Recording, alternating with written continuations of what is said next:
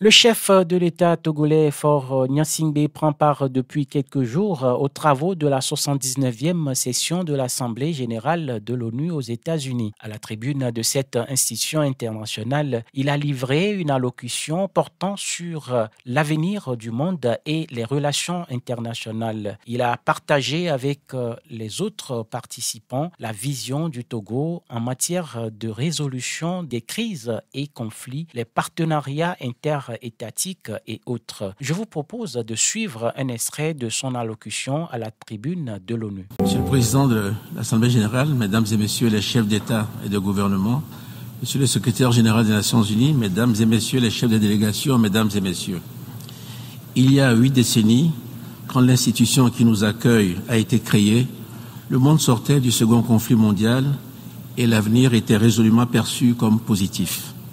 Aujourd'hui, les crises complexes que connaît notre planète nous obligent à repenser notre modèle de développement et de coopération internationale. Si nous restons passifs, ces crises et ces modèles pourraient entraîner notre planète vers un futur sombre. Saisissons donc l'opportunité qui nous est donnée ici de changer de cap.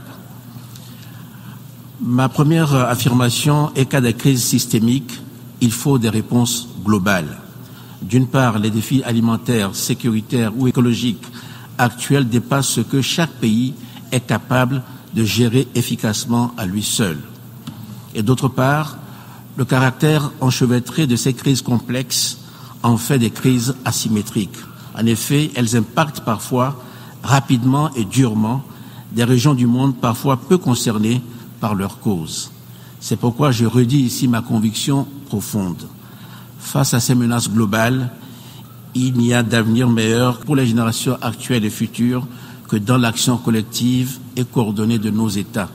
Et cette action collective doit se mener à l'intérieur de cadres politiques mondiaux rénovés. Car le multilatéralisme lui-même doit être repensé. La gouvernance de nos institutions mondiales est à de nombreux égards obsolète. Et nos discussions, comme nos engagements multilatéraux, ont montré leurs limites.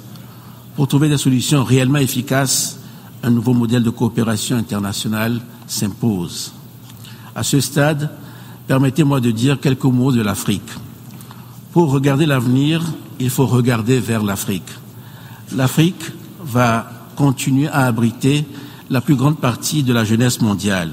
C'est là qu'il a le potentiel de développement de marchés le plus fort, notamment les nouveaux marchés du futur liés à l'économie verte ou bleue.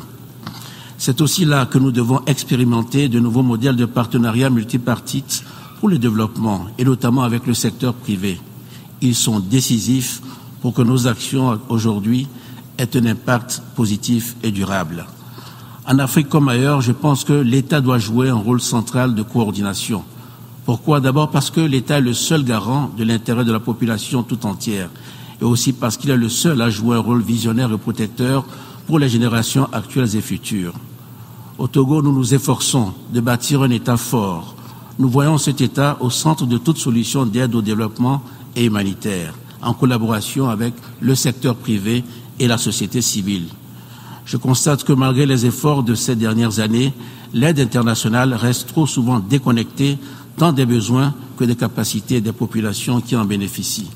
C'est pourquoi il faut renforcer le rôle des États africains dans l'aide au développement comme partenaire réellement stratégique et équitable. La relocalisation des efforts de développement est essentielle et doit être plus profonde.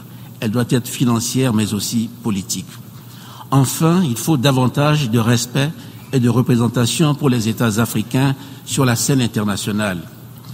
Pour que les solutions multilatérales soient véritablement inclusives, elles doivent respecter la dignité et l'égalité de représentation de nos peuples. Nous ne pouvons construire un avenir meilleur que si toutes les voix sont entendues et respectées. C'est aussi cela, ne laisser personne de côté. Excellences, Mesdames et Messieurs, mon pays est prêt à jouer pleinement son rôle dans ce vaste effort collectif pour façonner un avenir meilleur. Nous croyons que c'est en travaillant ensemble, dans un esprit de solidarité et de respect mutuel, que nous parviendrons à relever les défis de notre époque et à offrir à nos enfants un monde plus juste, plus prospère et plus durable. Je vous remercie de votre aimable attention.